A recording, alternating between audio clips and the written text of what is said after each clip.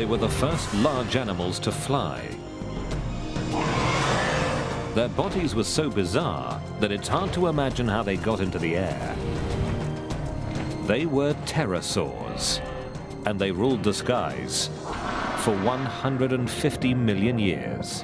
I'm blown away by these animals. Pterosaurs are probably the weirdest animals that live on this world.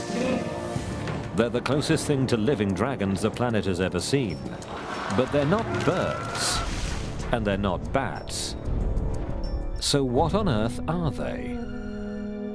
They're impossible animals. They're reptiles, and yet they're flying around. How on earth could these animals ever fly? And can they fly again? We joined one team on their quest to build one, as they hunt for evidence to unlock the mystery of their flight and piece together clues that may uncover their secrets. We're about to come face to face with the monsters of the sky.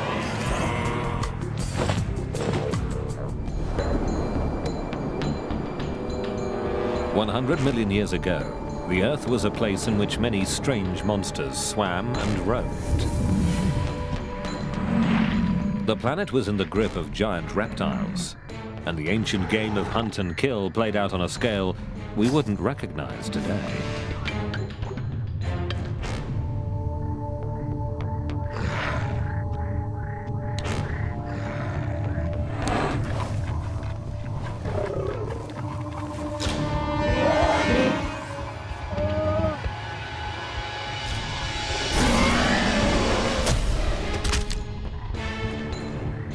But there was another dimension to this world, one that's often overlooked, but in many ways is even more remarkable. Our planet was also home to some incredible and mysterious creatures. Flying reptiles, some of them bristling with teeth. Pterosaurs.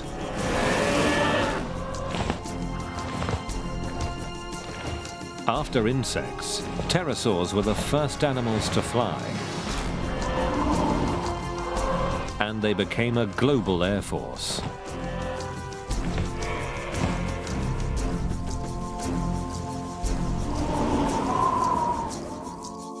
Pterosaurs appeared abruptly in the fossil record 220 million years ago. We still don't really understand how they evolved.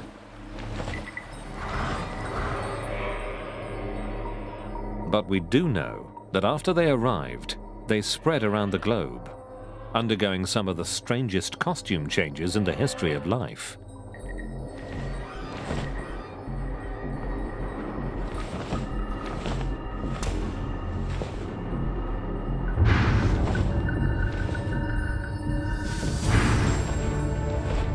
Some had short tails, others long. Some were as small as a sparrow. Others were giants.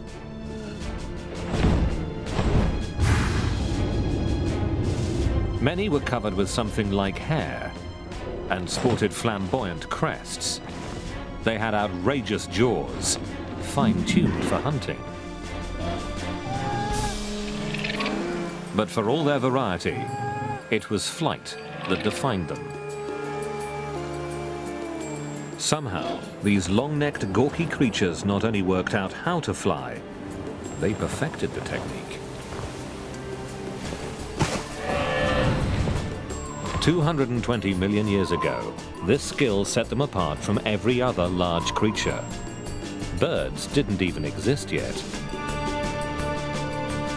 But pterosaurs ruled the skies.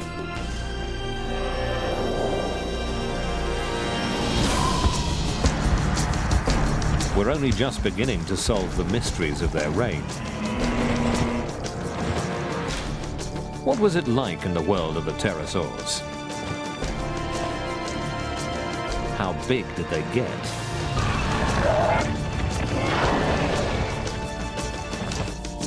And how does an animal that resembles a broken umbrella get its ungainly body into the air and manage to fly?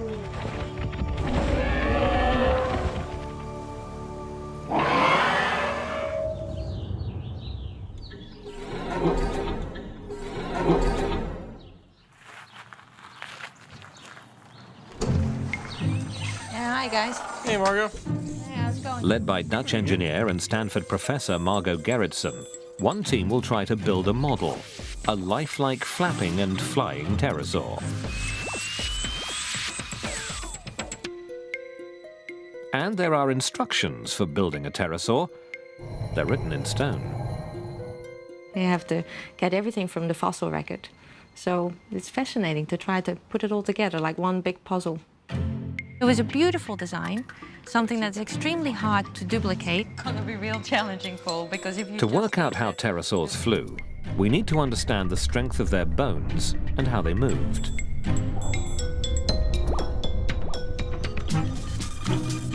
We also need to work out the shape and construction of their wings and how they flapped to create lift and thrust to power their flight. The Stanford model is in its early stages, more aircraft than animal. But gradually, it'll become more realistic as the team first builds it and then tries to keep it in the air. 5, 4, 3, 2, 1. Here we go. Their goal is to uncover the flight secrets of the first large animal to take to the skies.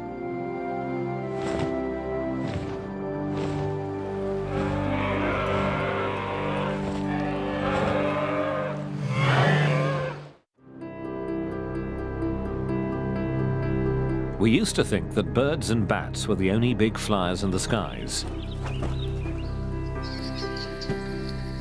But a strange discovery near Solnhofen in Germany shattered this myth.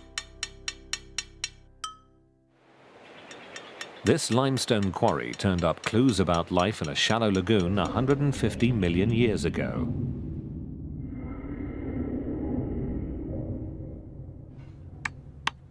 Less than 250 years ago, a quarryman here found something baffling.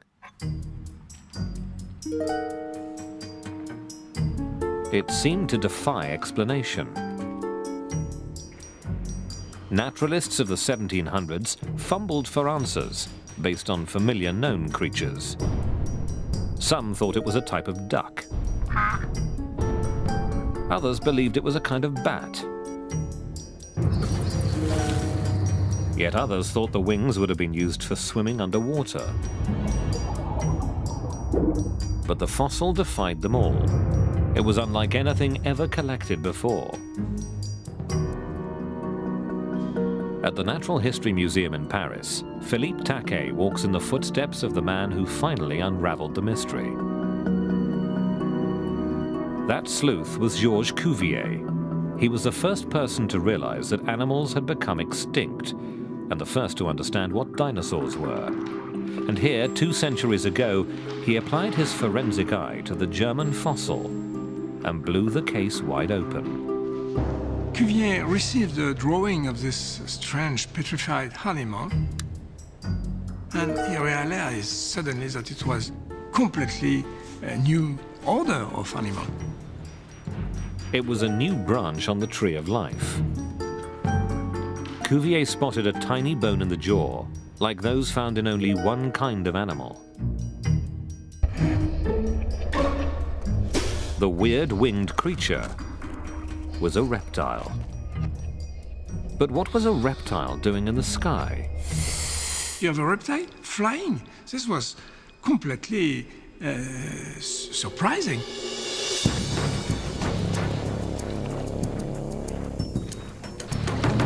How could a cold-blooded, lethargic beast akin to a crocodile launch its bulk into the air?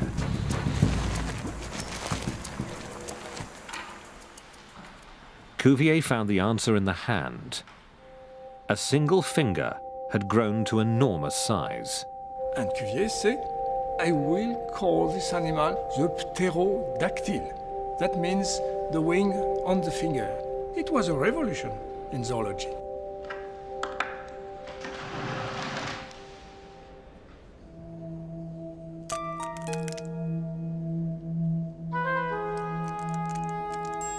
Cuvier could only imagine what it looked like when it took to the air.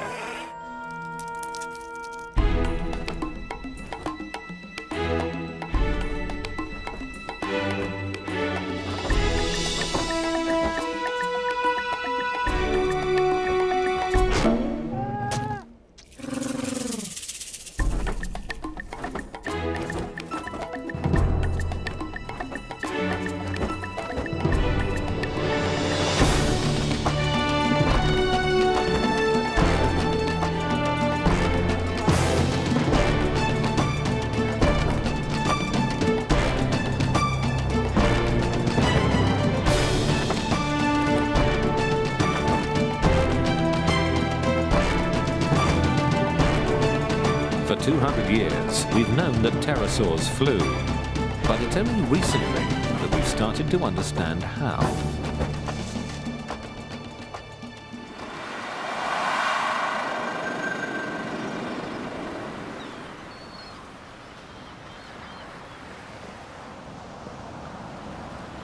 It's easy to overlook what an incredible amount of skill it takes to fly. To get answers about how pterosaurs did it, we can look at the wings of birds and bats. All flying animals use the bones of the hands and fingers to fly, but they do it in different ways. Birds have lost the fourth and fifth fingers. They take the first three fingers, and these form the supports for the feathers. In bats, it's a different story. The four fingers stretch and control the membrane, while the thumb is free. With pterosaurs, the little finger disappeared, and the ring finger was stretched dramatically. The signature weirdness of pterosaurs is this one mega finger that supported the entire wing.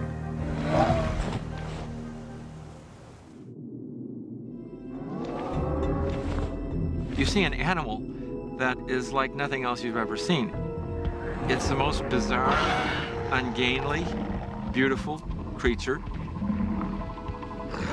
I mean, it's flying with a finger.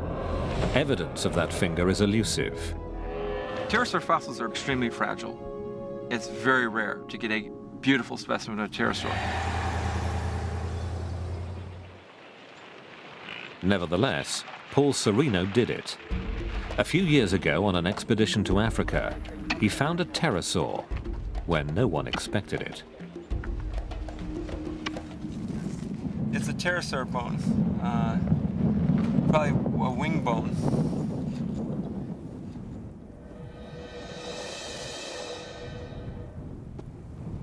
The sandstone's missing this end, but this end. Pterosaurs are virtually unknown from Africa. There were just bits and pieces recorded, and it really was an incredible discovery. Before this expedition, major pterosaur discoveries had come from Europe, China, and the Americas. The discovery of our African pterosaur showed they had a global reach. They truly conquered every continent. When Serino found his pterosaur, he also found fossils of a heavyweight predator called supercroc. That's Sarcosuchus? This is Sarcosuchus, the giant crocodile of its jaw alone measured nearly 2 meters. One huge skull.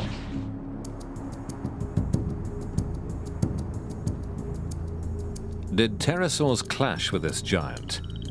Each creature may have hit where the other was weakest. Pterosaurs may have gone for easy pickings and the supercroc's nest. And the croc probably attacked when the awkward pterosaurs were on the ground.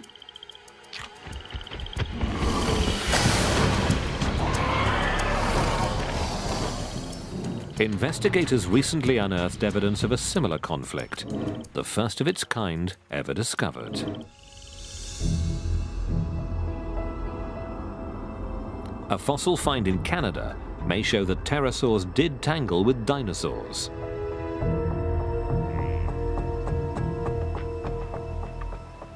Dinosaur Provincial Park was once a North American Serengeti.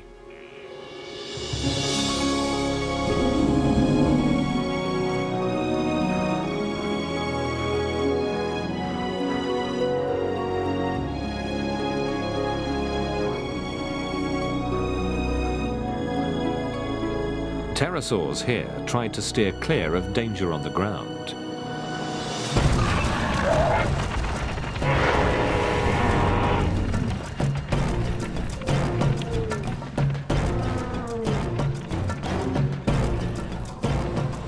But they had to eat, and that meant landing.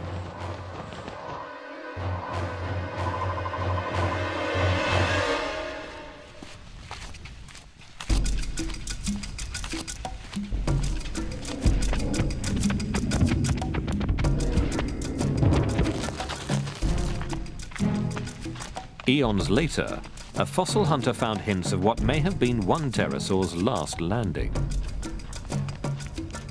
I walked around a corner and took a couple more steps and looked down, and there was this long, skinny bone. And I'm like, this is interesting. It was part of a pterosaur's megafinger, and fragile pterosaur fossils don't usually last long in the open air. Not only that, but the first bone led to several more. And then to an incredible discovery. A tooth from something like a velociraptor sunk into the pterosaur's shin.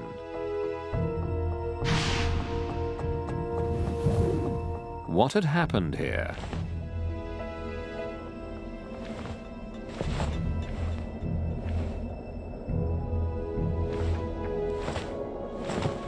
Below the pterosaurs, raptors were constantly on the hunt.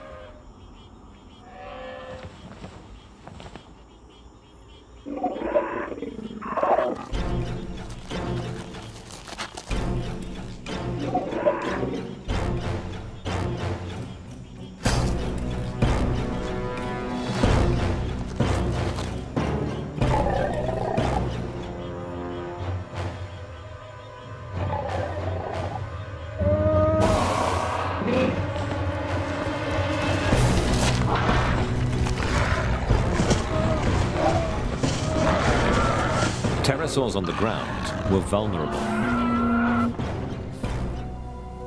Their power was in the air. Flying was their ultimate survival tool. Pterosaurs dominated the skies, and they did this for 140 million years, which is a tremendously long period of time. Primarily they did this because they were the first to get into the skies.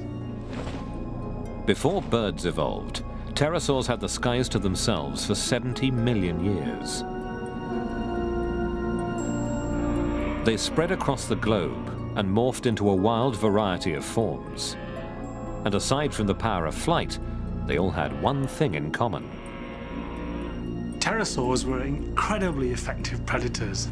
They could gobble up almost anything they could find. Their jaws tell the story of what they ate. We know of a lot of pterosaurs have no teeth in their jaws. It's quite possible that they were scavengers, and perhaps in some cases they fed on the bodies of dead dinosaurs.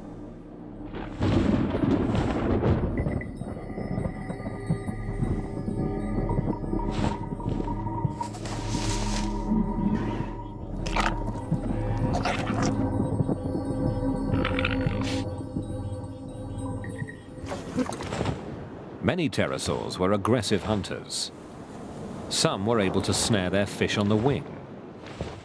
These big, long, sharp-pointed teeth basically are the tools of a fish catcher who wants to make darn sure that he grabs his prey when he sticks his beak into the water. One kind of pterosaur used a sieve of 1,000 teeth to strain for crustaceans. Other pterosaurs have long, sharp-pointed jaws which they use to lever shellfish off rocks or block them out of the sand. For all their variety of feeding techniques, pterosaurs were often found by water, shorelines, rivers and lakes.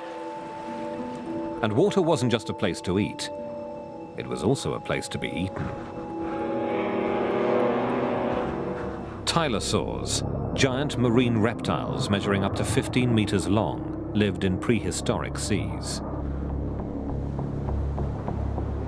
And above them flew the Nyctosaur. Its freakish meter-high head crest, as big as its wing, may have supported a kind of sail. To find prey, the Nyctosaur had to fly low.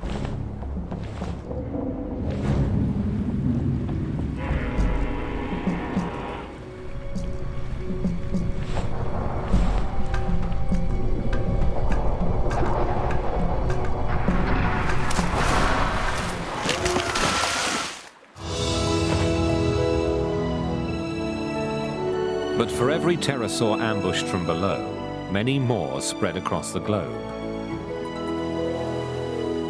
The 5-meter African pterosaur cast its shadow on duckbills. It cruised over prehistoric turtles.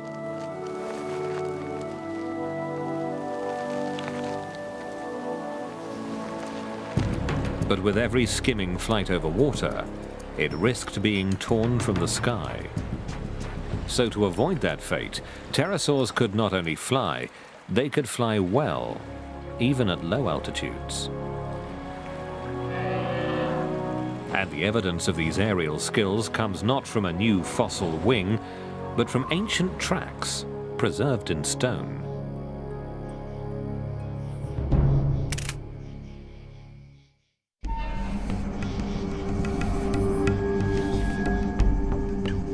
In the past, no one ever thought that pterosaurs could have been skilled flyers. Their clunky bodies seemed to prohibit anything but gliding. But near Toulouse in France, a new piece of evidence has quashed this myth. Two investigators examined the rarest of pterosaur fossils, not petrified bones, but fossilized footprints.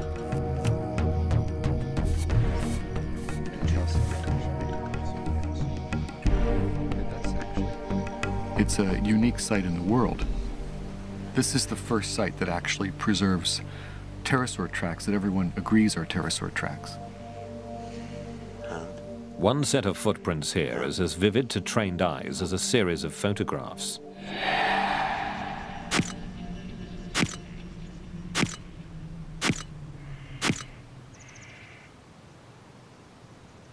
It's the only known record of a pterosaur landing, and how a flyer lands reveals how well it's able to control its flight.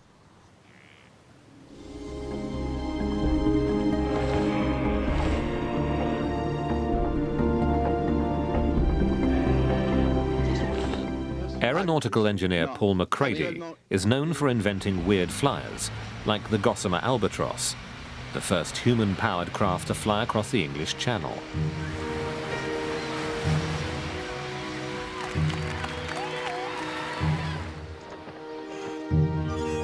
Captivated by pterosaurs, McCready set out in the 1980s to make the giant fly again. His team's biggest challenge was flight control, especially working out how to steer. Fossil expert Kevin Padian advised the project.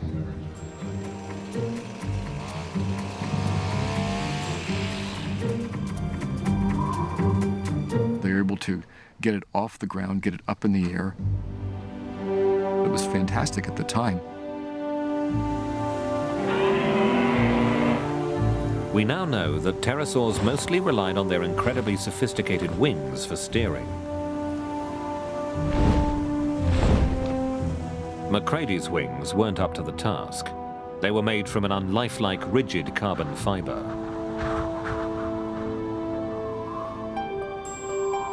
His solution to flight control was aeronautical. He created an aeroplane in pterosaur's clothing.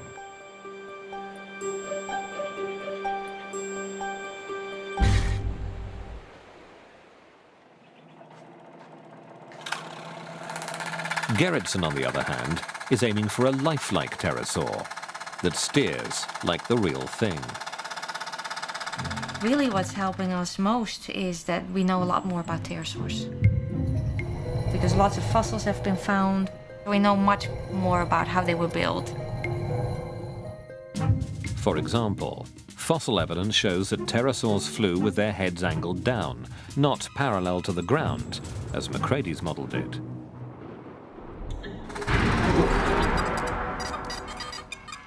A lowered head makes flight far more difficult to control, but that's how real pterosaurs did it.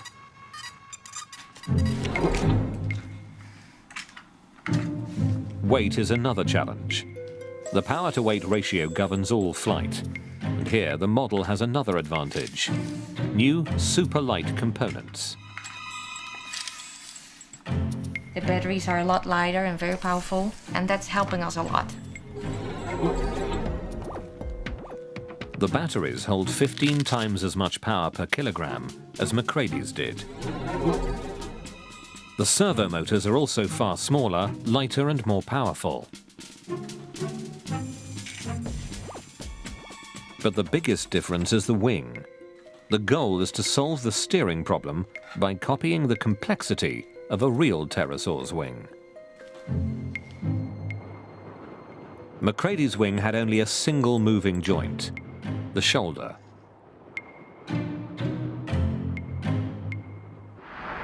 But this wing has 5 joints.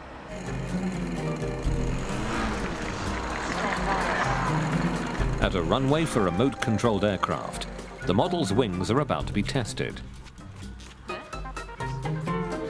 At this stage, the model is still only part pterosaur. It needs an aeroplane tail to steer, and it uses a propeller for takeoff. But although it may look crude, it boasts one of the most sophisticated wings ever built. Based on clues from pterosaur fossils, there are 5 movable joints inside the wing for steering. The shoulders rotate. They can also sweep forward and back. The wrists can also rotate and sweep, and the wing can bend at the elbow.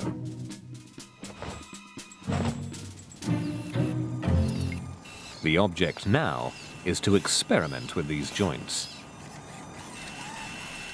That's the one thing that we're trying to figure out with this replica right now. Which of the joint motions are really critical for control? The answer was wired into the real pterosaur's brain, so Mike Luvara will have his work cut out for him. It is a challenge. It's certainly like flying a ball, and you got to keep on balancing on top of the ball. Okay, here we go.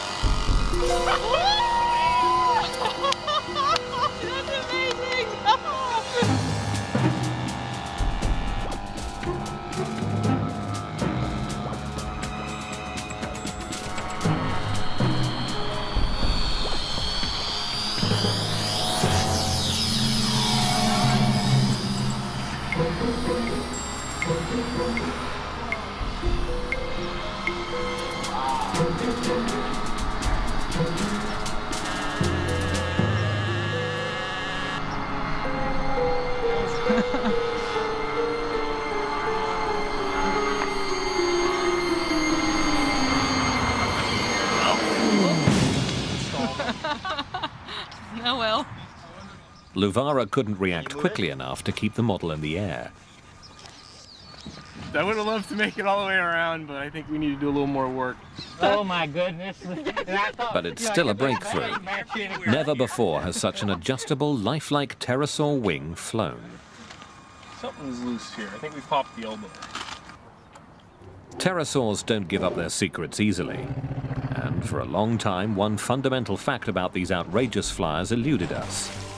Were pterosaur babies born live, like some snakes or lizards, or did they hatch from eggs? This question was answered only recently. In China, 2 paleontologists uncovered a fossil of a tiny curled-up pterosaur.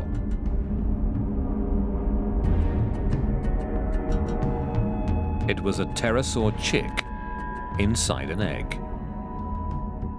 The discovery of the egg was probably the find of the century, because this tells us something about pterosaurs, about how they reproduced, of which we had absolutely no information before. It was pure speculation, and suddenly here we have an egg. This still doesn't tell us when young pterosaurs began to fly, but Dave Unwin has a controversial theory. Evidence shows that many baby pterosaurs died far from the nest. We find the fossil remains of these individuals miles out at sea. And the only way they could get there is if they were actually flying animals and they got caught in a storm, ended up dead in the water and were buried in the sediments at the bottom. Could pterosaurs have been able to fly right after hatching? Newborn birds and bats can't because they're awkwardly proportioned.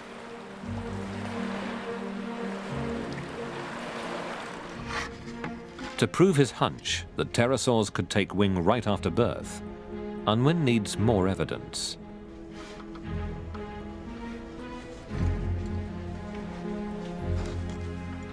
He's assembled a rare series of fossils, the same kind of pterosaur at 3 different ages.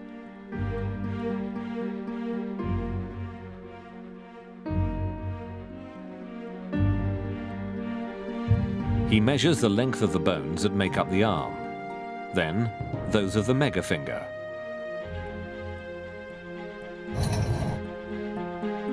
Unwin finds that the arm and the megafinger grow at the same rate. So the proportions of the wing don't change. He also measures bones that have nothing to do with flying, like the beak, and finds that these proportions do change. So only the flight-critical bones keep the same ratio. The evidence about pterosaur hatchlings now comes together. They have all their forelimbs, they have their wing membranes. These tiny little pterosaurs could fly.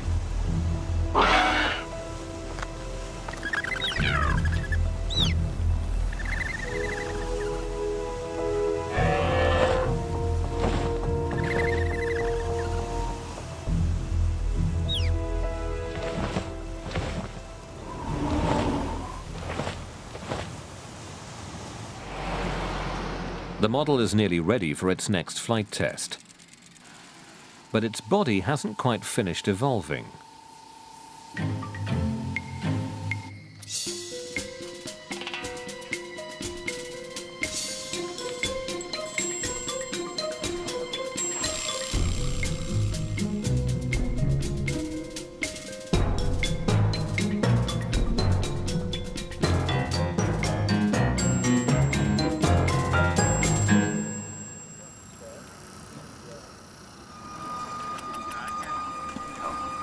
It looks so real. After its makeover, the replica is so lifelike that it's given a name. Herky, short for Hercules. And now Herky gets an accessory. It's something that real pterosaurs never evolved or needed. A parachute. Pterosaurs were known for their weird head crests. This metal one is part of a system to keep the head pointed into the wind, as real pterosaurs probably did in the air. For this crucial test, a large remote-controlled aeroplane will carry Herky aloft and then drop him. You want to check it? This is going to be our first flight with fur on the wings. It could go unstable, but I think in generally we're going to be quite all right with it. This is close to being the weirdest thing I've ever flown. Herky must rely on Michael Luvara's reflexes.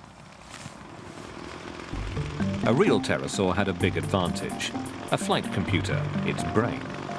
A new discovery suggests that its brain could make precise micro-adjustments of the wing many times a second.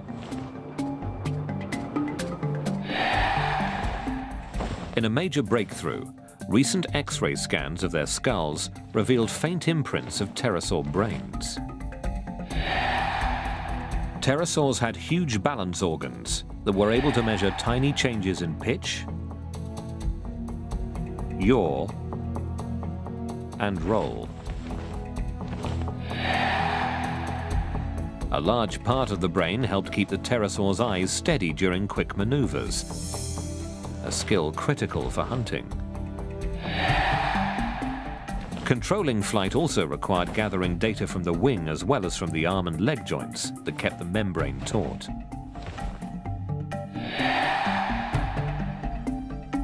This information was analyzed by another processor that was the core of the flight computer.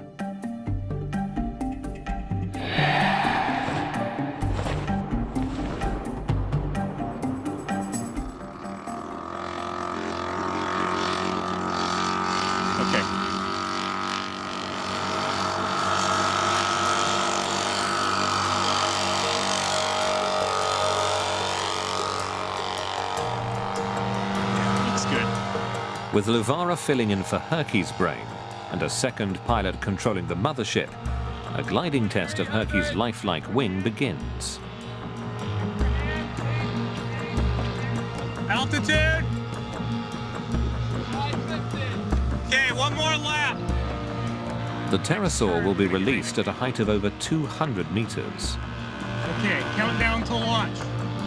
5, 4, 3, 2, 1. Now. The drop is clean, but the next step is critical. The head, pointing straight ahead for takeoff, must be angled down into a realistic position. 300. But Herky begins to pitch down. Luvara tries to release the parachute. It doesn't respond.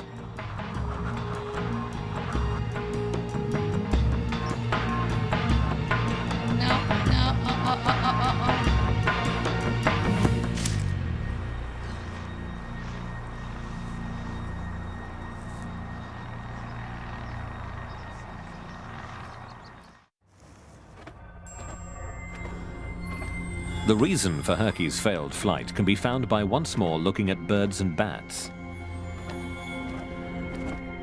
They're the only two large animals alive today to have mastered a particular wing motion that keeps them in the air. It's called the flight stroke. If you want to get up in the air, you have to do a certain kind of motion with your arms.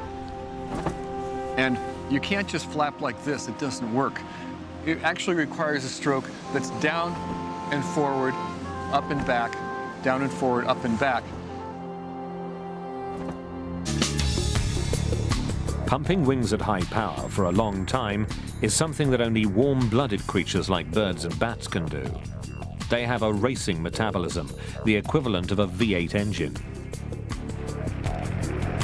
Taking to the air requires a lot of energy, and it requires sustained energy.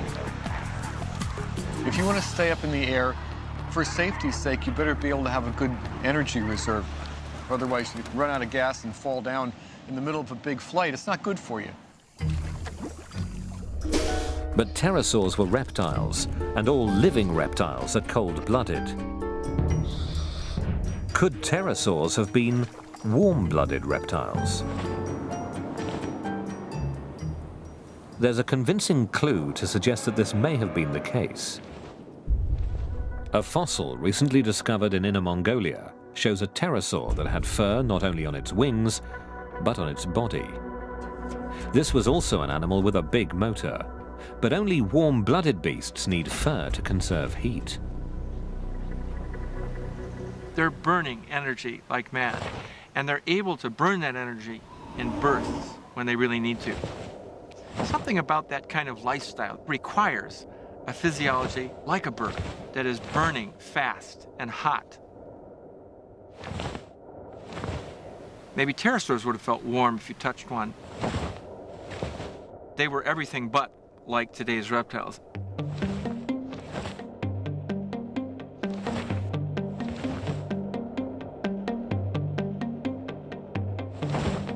Pterosaurs needed one more feature to execute the flight stroke. The flapping takes a lot of power. There's a big wings, and it's flying at high speed. So we need a big motor. But a big motor adds weight, and analysis of the last flight showed that Herky was already heavy and descended too fast. Why? All this cosmetics that we put on actually took us back in flight ability. So to fly more like a real pterosaur, Herky has to look less like one. Newly shaved and in fighting trim, Herky evolves from glider to flapper.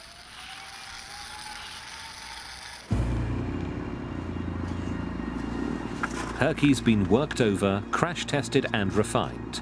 He's as close to a real pterosaur as the team can make him. But is he close enough?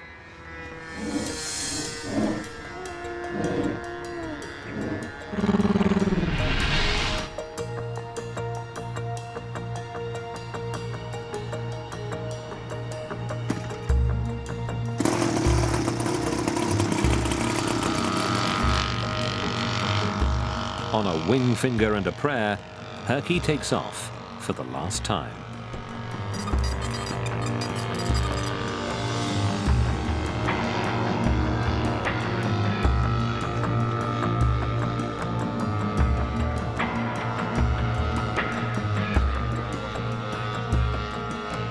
Five, 4, 3, 2, 1. Here we go. Now it's time to flap.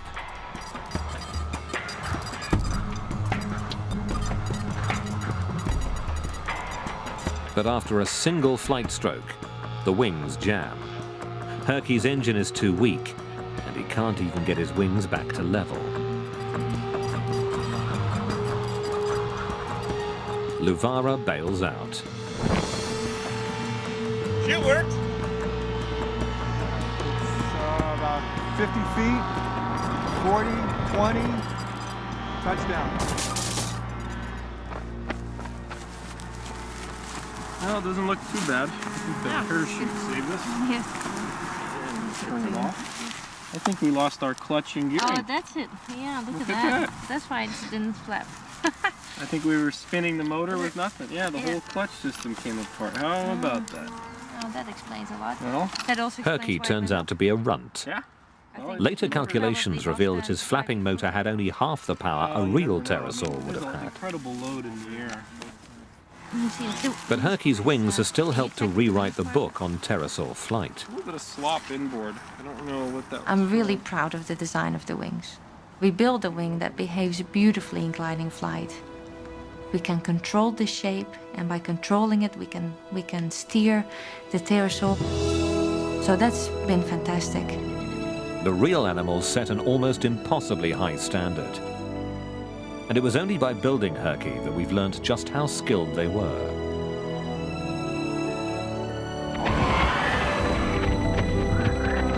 They had the power of flight, and they used it to conquer the globe.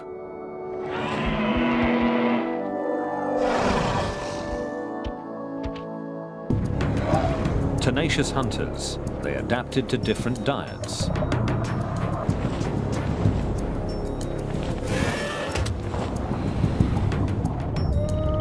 They filtered, probed, scavenged, and in a tour de force of flight control, even grabbed fish on the wing.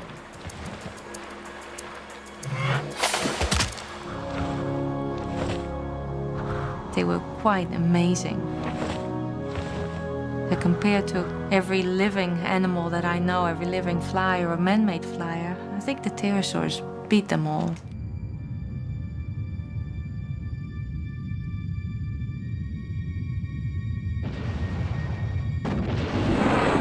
But after ruling the skies for 150 million years, the sky monsters and the planet suffered a calamity.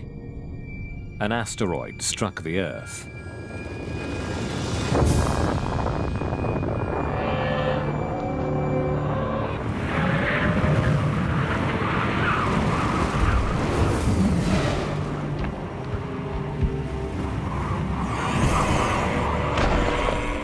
One theory suggests that the aftermath wiped out the dinosaurs.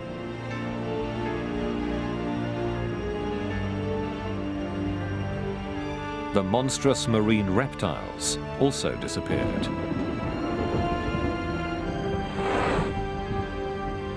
And pterosaurs, the master flyers, were gone forever.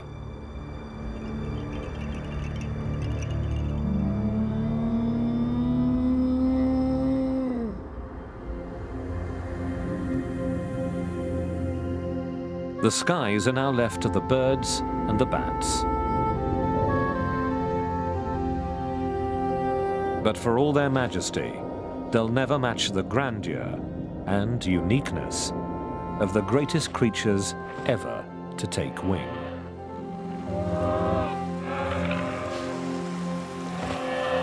Dragons, of course, are fantastical creatures.